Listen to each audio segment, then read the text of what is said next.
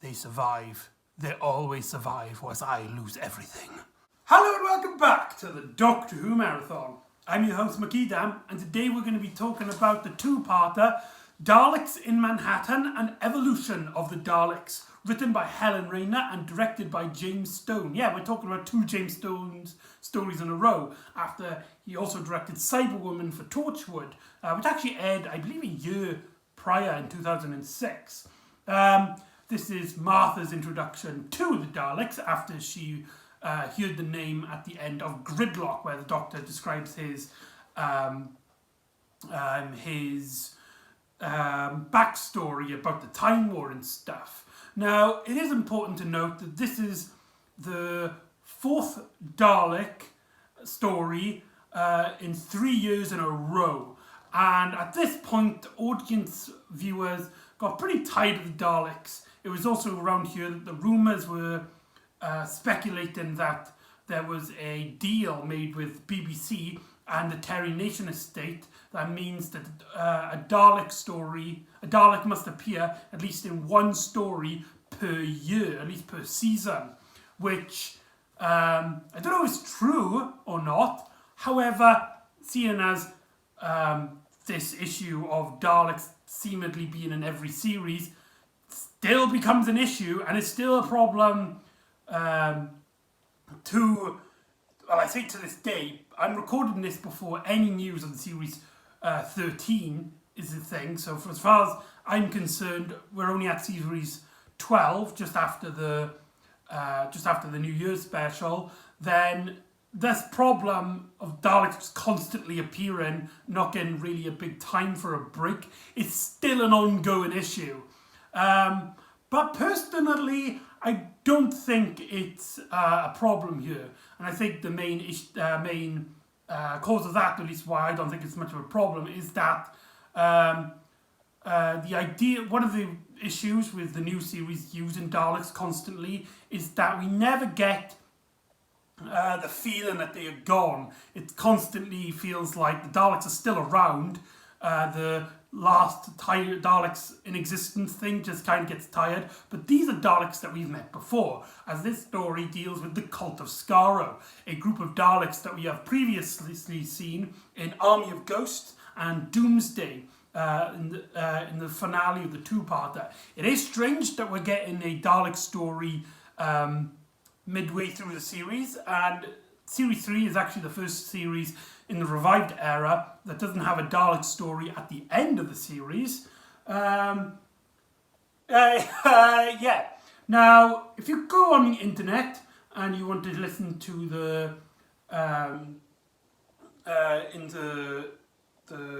popular opinions of this story, what the mainstream thinks, you would find this story is hated.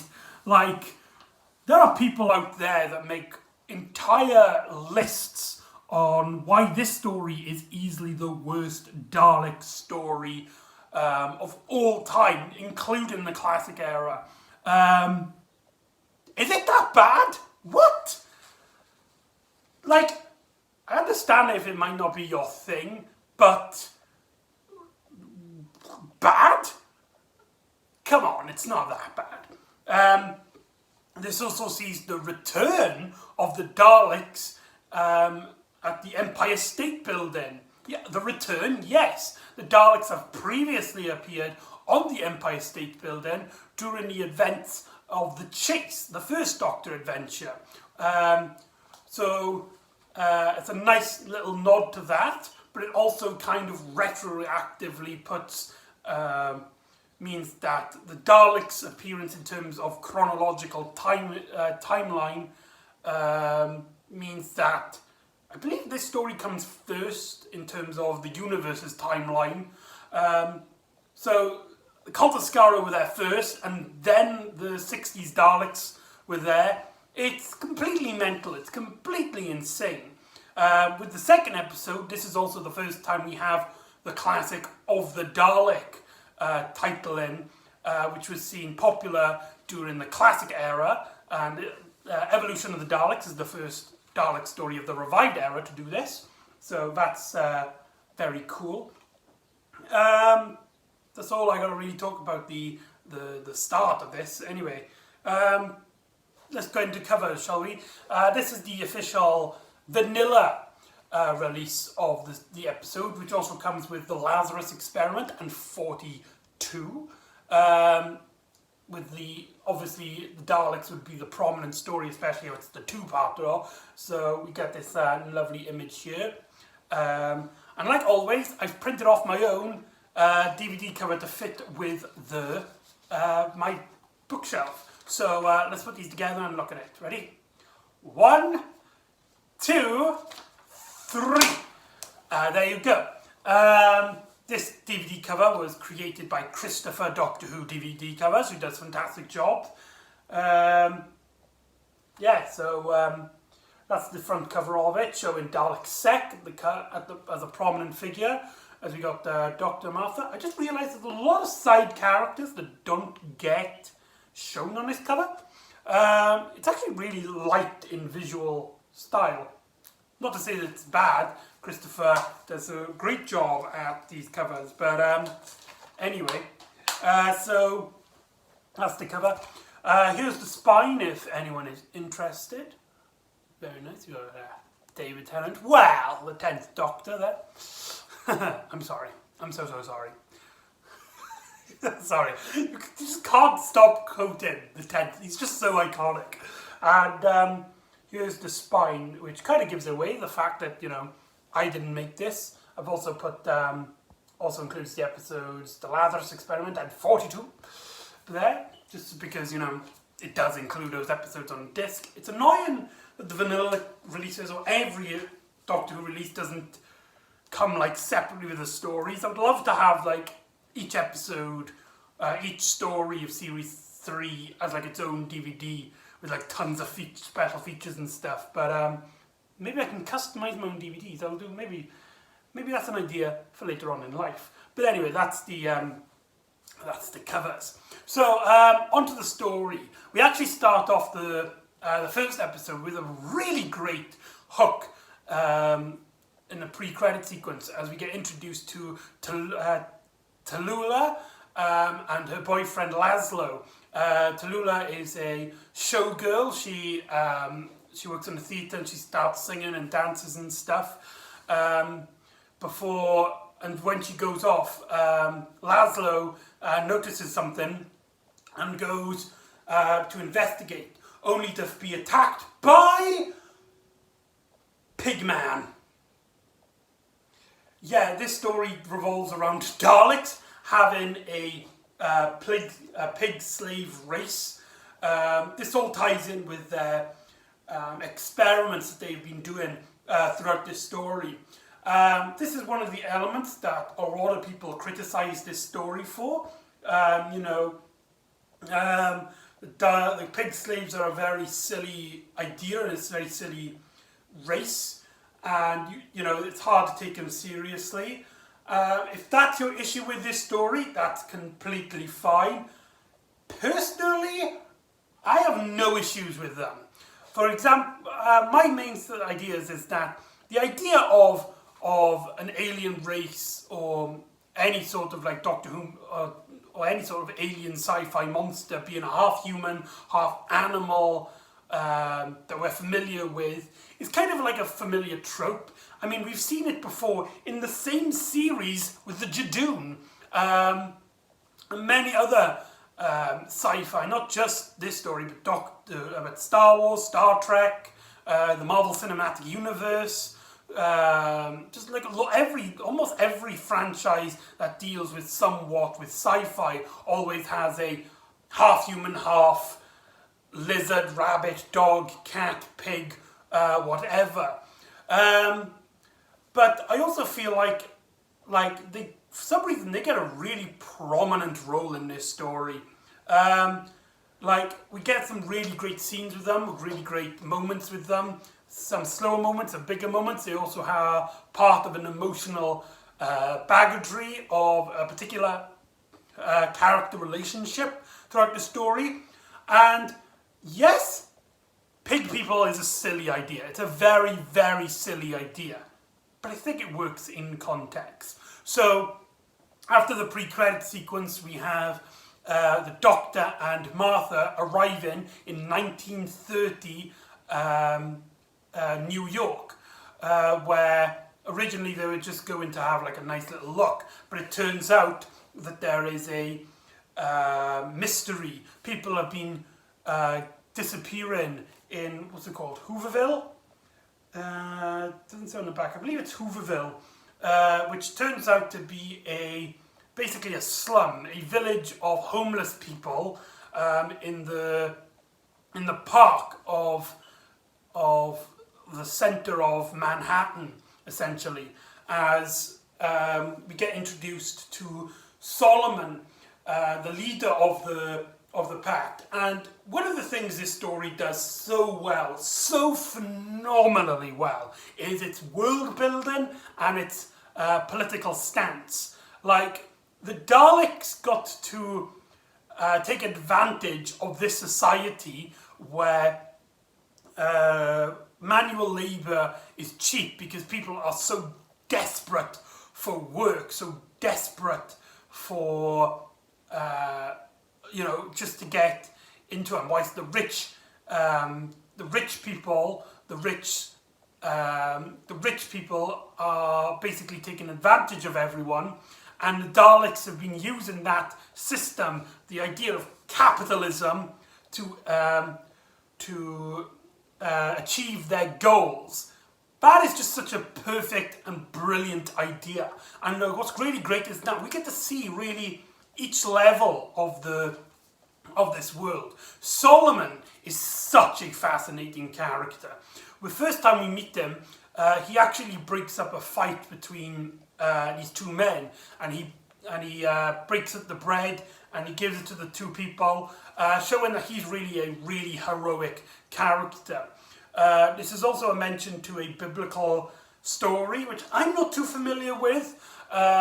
That was actually one of the criticisms that a lot of people have with this story, is that Solomon is so clearly based off this biblical figure.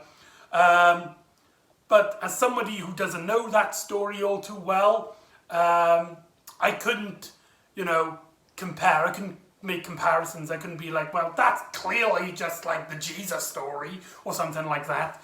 But anyway, and I love his interactions with the Doctor. I love how, he just presumes that the Doctor and Martha are there because they're homeless. And when the Doctor mentions that he is a doctor, he's like, well, we've had lawyers, we have bank accountants, we've had no doctors. This city gets more modern as we go along, more high class the longer it gets. There's also this fantastic speech in which he's like, he goes to the Doctor and he's like, you're a man of intelligence, tell me. And he looks at the Empire State Building, which is nearly complete but isn't actually finished yet. And he asks the Doctor, this is going to be one of the biggest buildings in the world ever made, ever created. How can we do that? But we can't feed all of these hungry, starving people. Like, you automatically understand their situation. This is a moment in time where, in which it's just after the Great Depression, an event which actually gets referenced in this story.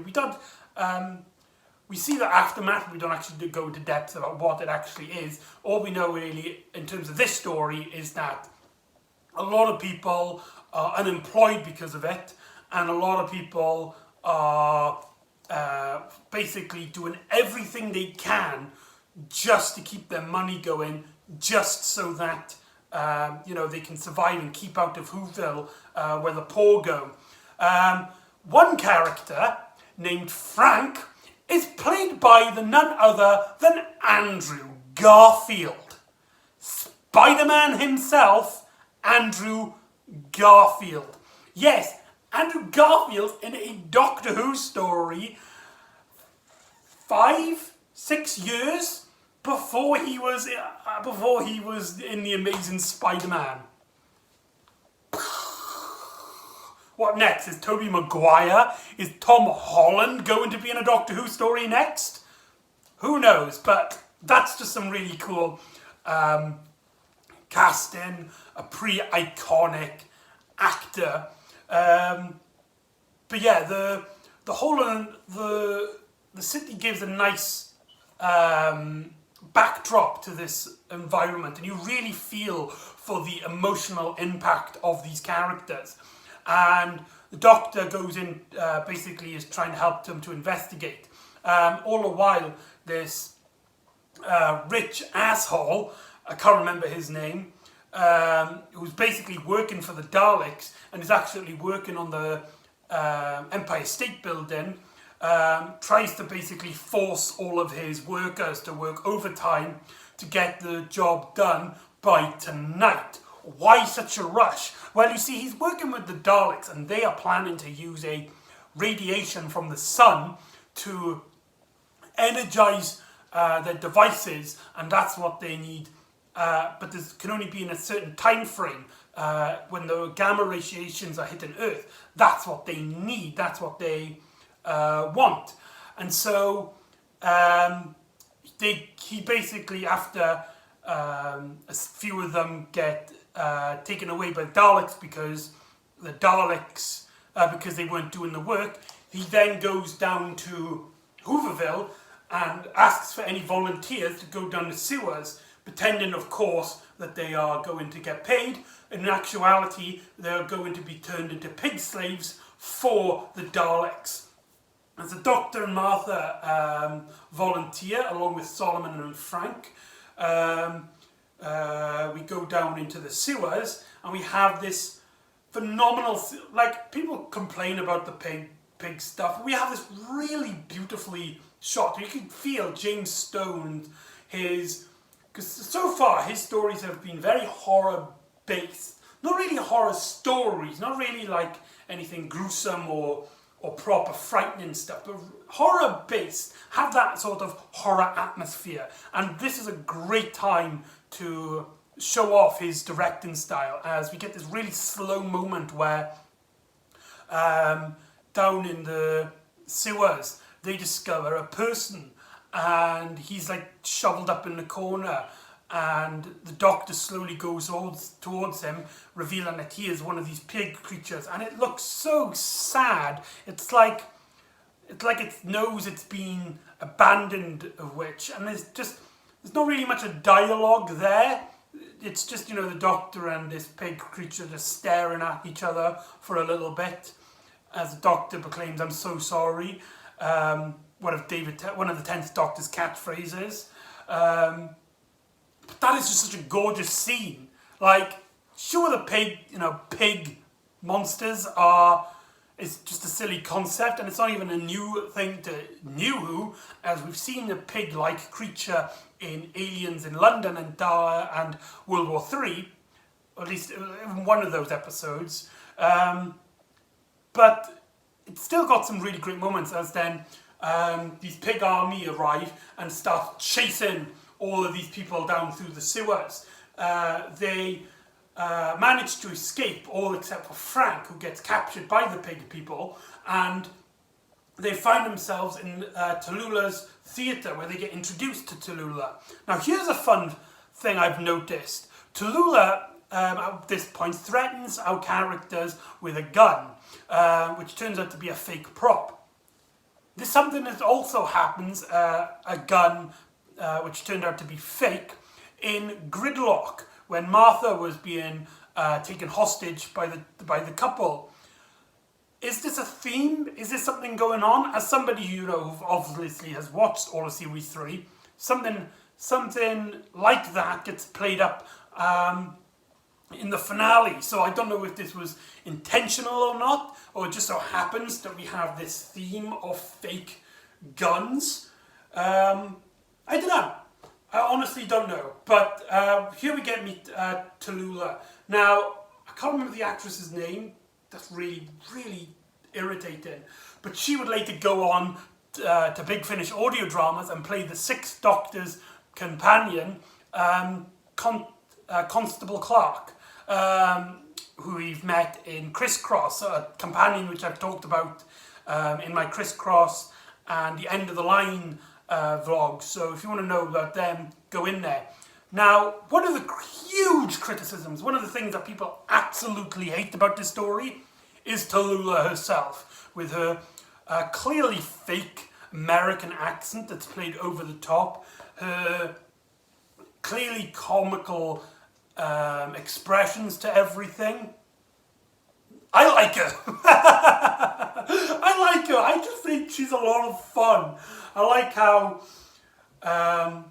for the most part, you know, we get a lot of these characters where it's like they have this sweet persona, but then the joke is that when they're angry, they just burst out and they start screaming and they go mad like this. Sorry, that was really silly. And Tallulah does do that, but it's only really 2 scenes I can think of when that happens. Right at the start, and a moment where she's comforting Laszlo right at the end. And I love, like we get to experience another side of this world. As you see, she has a job. She's not in the slums herself, but you can get the feeling that because of the situation, because of this world that she's living in, she's kind of forced, in a way, to abandon her boyfriend.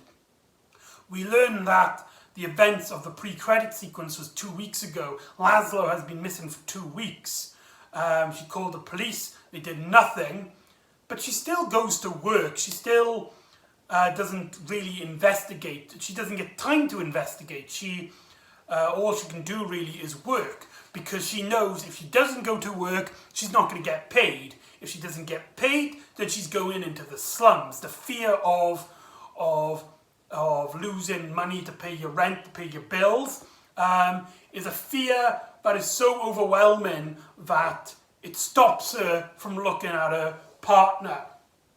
She also pushes the idea to Martha about her and the Doctor being in a relationship. And this is where that stuff that I don't like about Series 3, which gets a mention in pretty much most episodes, peers its head, because it's here that, like, Martha reveals basically that she likes the Doctor in that way, but the Doctor doesn't return back.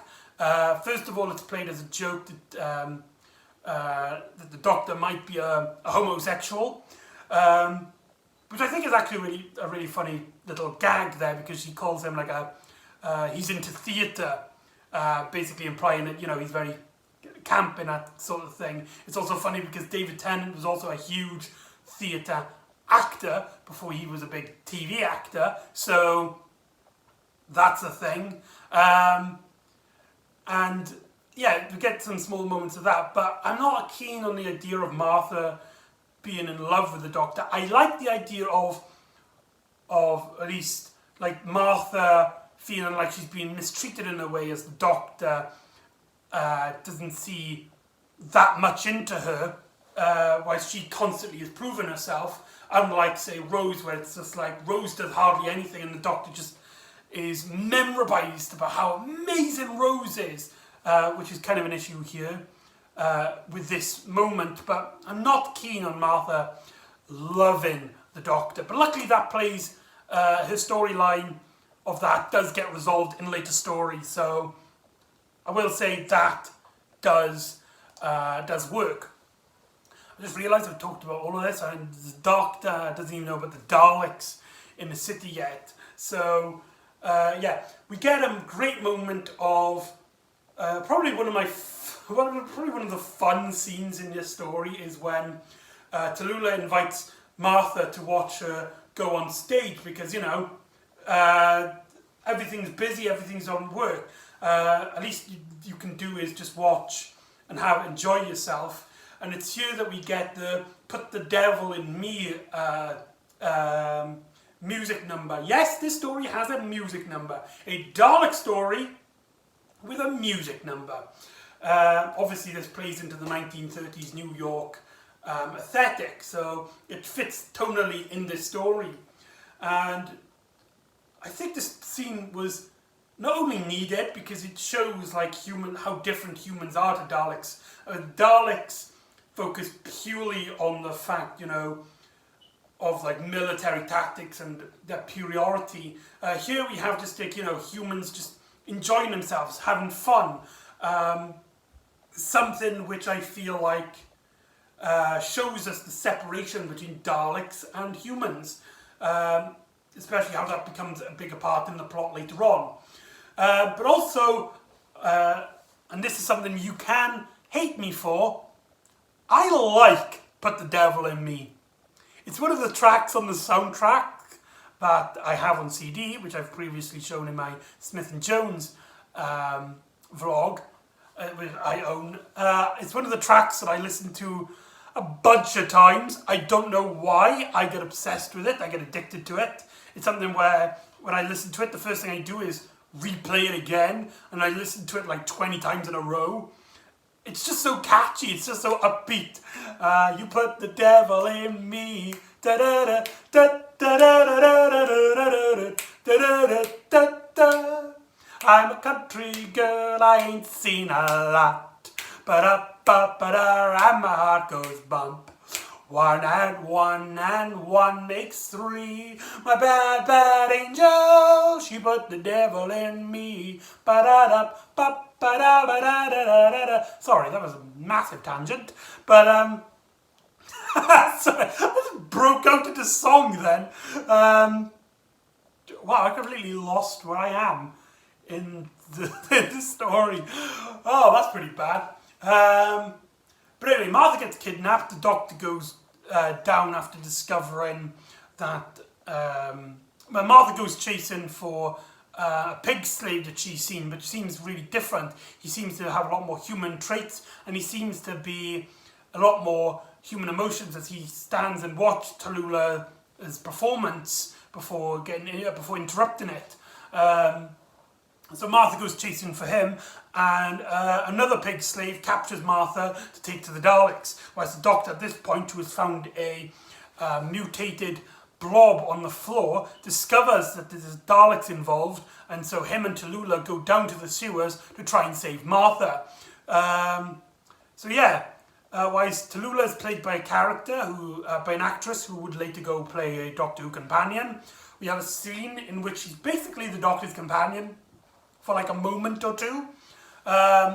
It's here that Tallulah gets meet up with the pig slave that was watching her, which turns out to be Laszlo, who is transformed into a pig slave. However, he somehow had the process stopped upon him to the point where he still maintains his human mind. He just has the form of a pig. So, and that is the conflict, it's like we have this relationship which is now torn as Laszlo is now a pig person. Now, one thing again, like one of many things in this story which is probably going to get really tiresome really fast in this vlog is, this is one of the things that people absolutely hate about this story, feeling that the love relationship isn't that interesting, and it's really goofy, the showgirl and the pigman. But again, I like it. I like how Tallulah is so stuck with Laszlo. She is loyal to him to the cause, and I like how they're basically loyal to each other. How they will do anything for each other.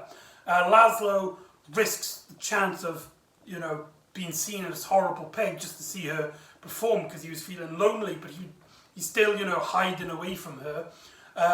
Whilst Tallulah sticks with him despite him now being a pig monster. Sure, she's still hurt by the fact that he is now a pig. There's a scene later on where she describes that the Daleks have taken away their happy ending because now he's a pig person, where can they go? But it's not like she's gone, right, I can't live with you anymore. It's the fact that, he's now a pig. And, they have to like live in a completely different environment now, in an environment where they've got to watch out because people will be staring, people will fear Laszlo now. So I personally like it. I know it doesn't really go that far, and I know despite it being a very prominent role in the story, it doesn't have really much of a payoff, but I don't know, I just like it. I'm sorry. I like this story. I just realised I'm running out of time, so I'm just going to quickly talk about the Dalek plot, and yeah. So the Daleks have this debate against each other, because this is not only just the Daleks, this is the cult of Skaro, born to find new ways of surviving, new ways of killing, to imagine unlike any other Dalek previously. And one of their ideas is actually turning into half-human hybrids. Dalek Sek, the leader, the black Dalek on the cover, he decides to be a volunteer for the process. And so he takes the person who they were controlling into fusing with them. Now, the scene in which he takes the guy is hilariously off-putting, and is like, you could put like sexual or romantic music over that, and this story gives a really bad impression. I'm also not a fan of the CGI Dalek blob.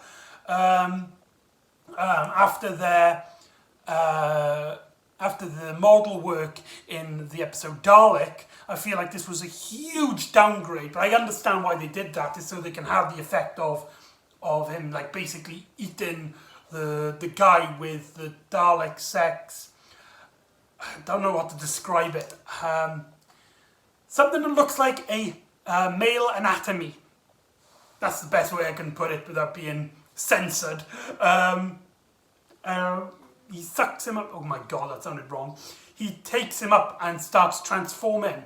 After the Doctor reunites with Martha, pretending to be one of the people being taken for the Dalek for the final experiment, they had to bear witness to Dalek sex casing opening up and revealing its half-human, half-Dalek form. And everyone who was watching this at the time bursted out with absolute laughter. Why? Well, for the most part, the design looks really cool. You've got this like ripply Dalek skin around it, and you've got like the head with a weird shape with the Dalek eye in the middle, and it does genuinely feel like a half-human, half-Dalek blob hybrid. And it's also incredible how the actor who plays Dalek Sek's half-human form can do so much despite really only having his mouth from his face, allowing for expression.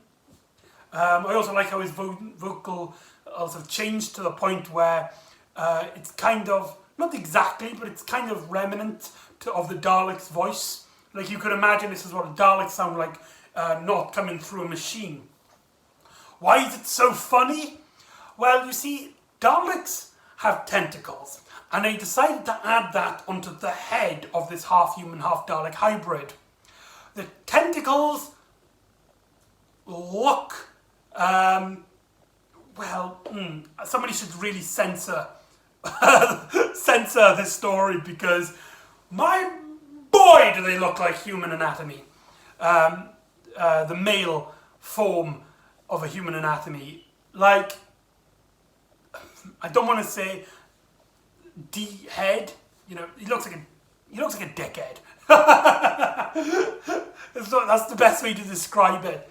Now, it's funny enough, we're told there's 2 stories in a row where James Strong is the director, and 2 stories in a row where we have similar problems, where we have a great story, we have a great dramatic entanglement around this adventure. But the story revolves around a particular villain with human aspects. And the design doesn't do anyone any favours. This Dalek Sec human design is so laughable when you see it. It's really off-putting and takes away from the Daleks' tension throughout this story. Mind you, the Daleks here, like with most Dalek stories during the Russell T Davies era, bring out some of the best Dalek moments, and it's my strong belief that the Daleks were never as good as they have been during the Russell T Davies era. We get some really great moments. There's some great lines where later on they betray Dalek Sec, and one of the Daleks is like, "We were bred to imagine, and we imagined your irrelevance." That's a great moment. There's also a really iconic moment where, after the Doctor and all the people escape, they go up to Whoville and basically try to protect themselves, only for the pig slaves and the Daleks to basically have them all surrounded. Solomon makes this plead, this really great speech about how he originally thought it was just the Earth, but now he's learned only today that there's this universe out there, that God's world is bigger than he could ever imagine. So please, can we all unite? Can we all, cease this fire? He begs, he pleads for any sort of resolution to this war, to this battle. He doesn't want to see anyone die. The Daleks' reaction to this? Exterminate and shoot him dead. And Solomon was such a great character. They were building him up as like one of the main narrative threads in this adventure, and he just gets absolutely murdered by the Daleks without a second thought. And what's really great is that this scene was so powerful that it prompts the Doctor to just jump in front of everyone and basically offer himself to shoot him. What I really like in the story is the Doctor's reaction to the Daleks. Throughout some of the more weaker stories in the new series, the Doctor kind of treats the Daleks as just like another monster that he can defeat. But this is one of the stories in the early era where the Daleks are treated as a proper threat. Mainly in the Russell T Davies era, this is like a great point where it's later on stories where, specifically the Stephen Moffat era, where this becomes an issue.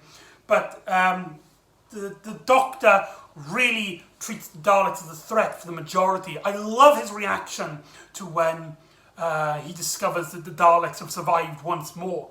And he takes this whole situation seriously. And he is shocked. He is absolutely appalled by the fact that the Daleks did not kill him.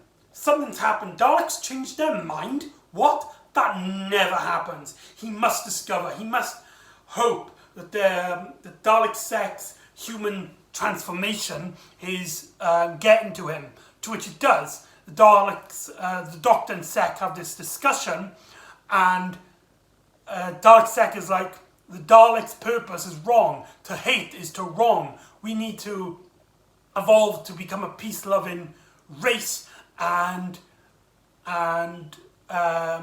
survive with the rest of the universe. I'm not trying to conquer with it. The Doctor points out that this is not what Davros would have wanted, and Dalek Sec commands that Davros was wrong.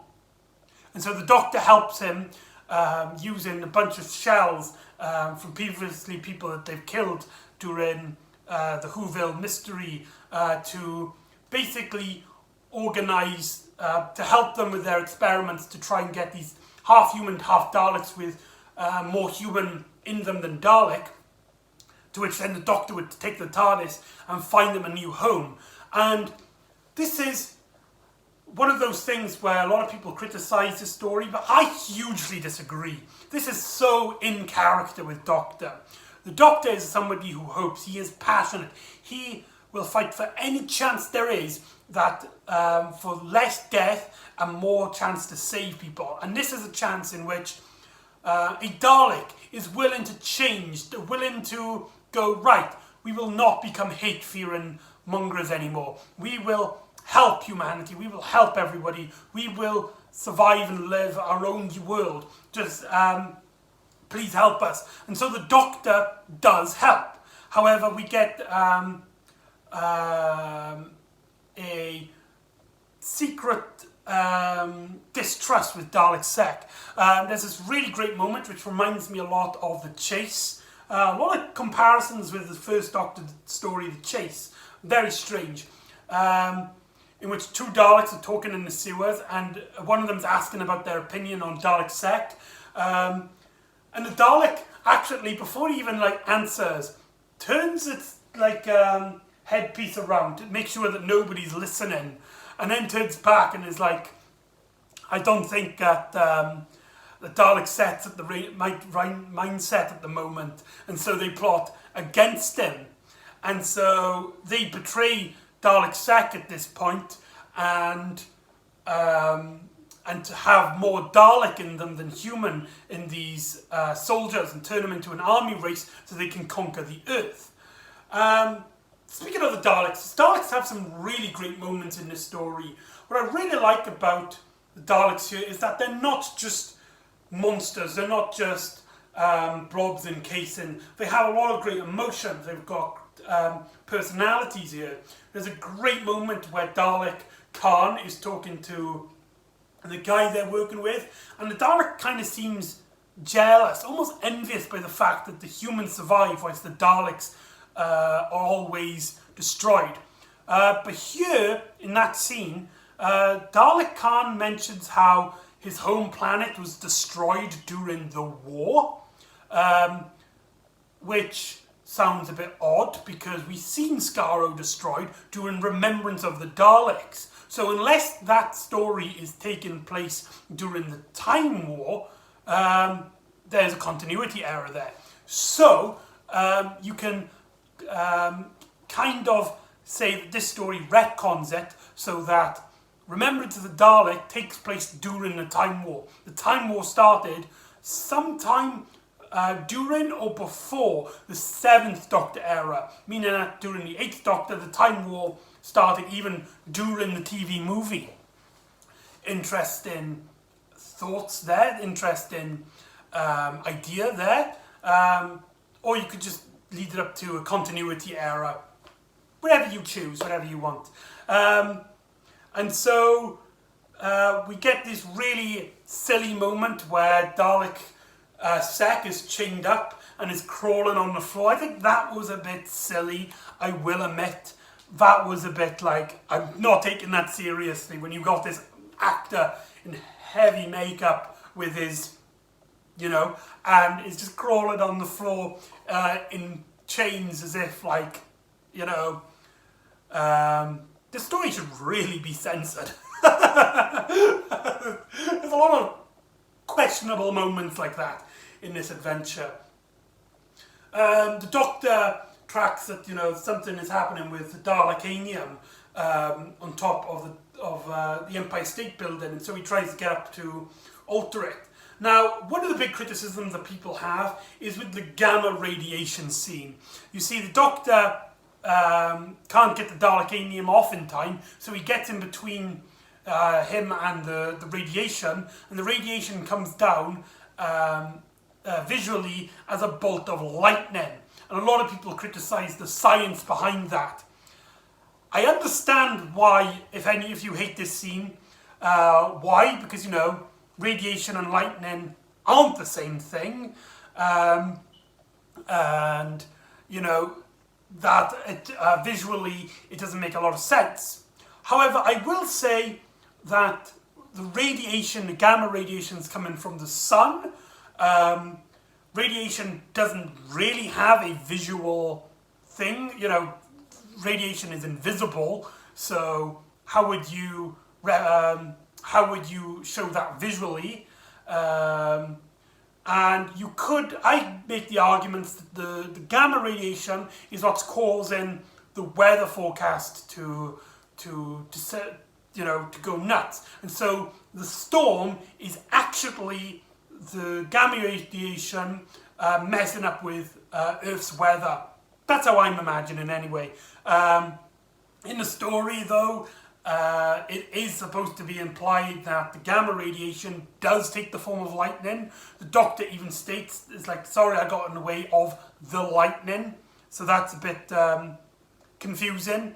The Doctor then summons the Dalek, sending him a message to come towards him in a theatre where a bunch of the Dalek human soldiers come out.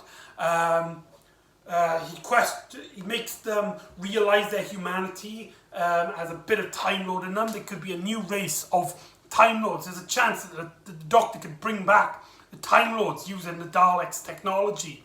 However, after destroying 2 of the 3 surviving Daleks, to which the Daleks also killed Dalek Sec, the last Dalek, Dalek Khan, activates a self-destruct system, destroying the humans.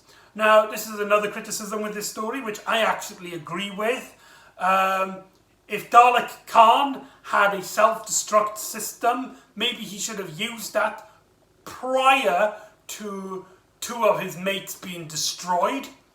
That's a bit of a logic gap right there. Yeah, that's a criticism there.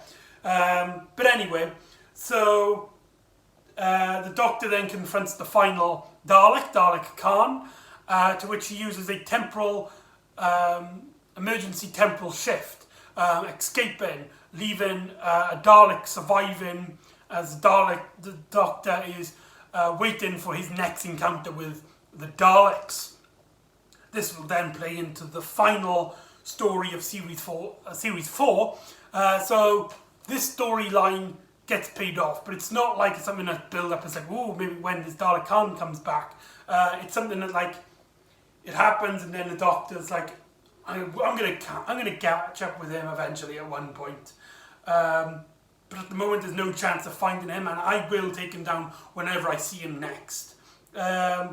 So that's something. And so the story ends with the Doctor saving Laszlo because of his pig-like state. He has a very weak system and was only meant to survive a week at most.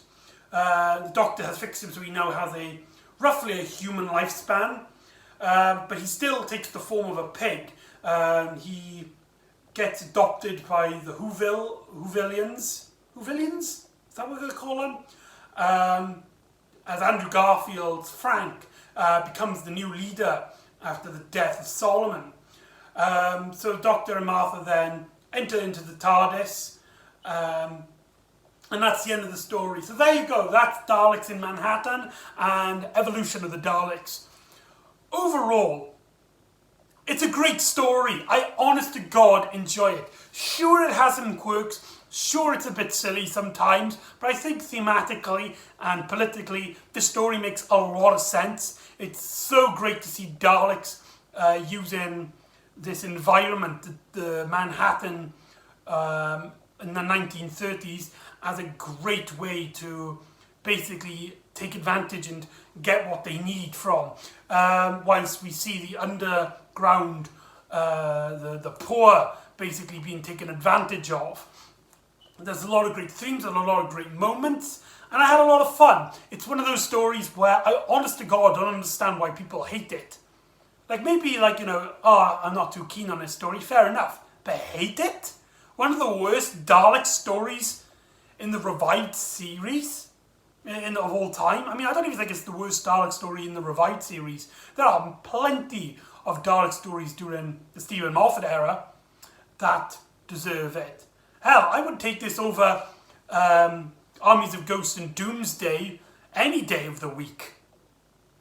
It's one of those things, honest to God, I didn't intentionally have 3 stories in a row, Gridlock, Cyberwoman, and now this, where they're very unpopular stories, but I'm sorry, I absolutely love these adventures.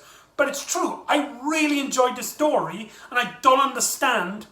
If you don't like it, that's completely fair, You know, we're all entitled to our opinions, but I can't help but fall in love with this adventure. It's fun, I love the setting, I love the environment, I love the characters, I love the moments, the beats, the action set pieces. Just, come on! It's a blast of a time. It's fun, it's fun, it's fun, it's fun.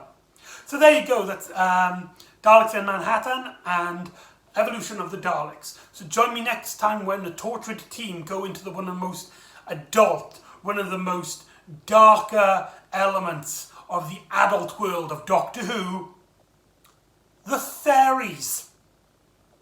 So join me next time for Small Worlds, and I'll see you next time on the Doctor Who Marathon. Ta-ra!